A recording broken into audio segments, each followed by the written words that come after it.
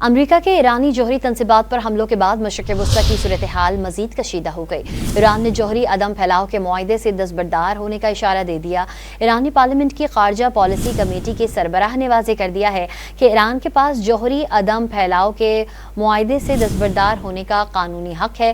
ادھر ایران پر امریکی حملے کے بعد عالمی جوہری ایجنسی IAEA نے بورڈ آف گورنرز کا ہنگامی اجلاس کل طلب کر لیا۔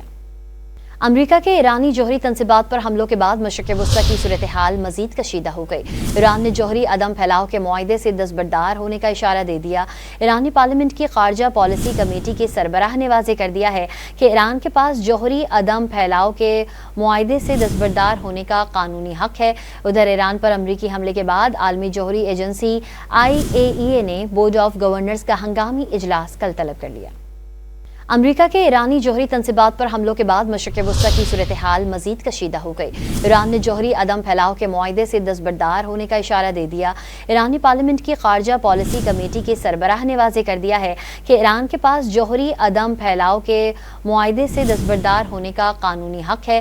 ادھر ایران پر امریکی حملے کے بعد عالمی جوہری ایجنسی IAEA نے بورڈ آف گورنرز کا ہنگامی اجلاس کل طلب کر لیا۔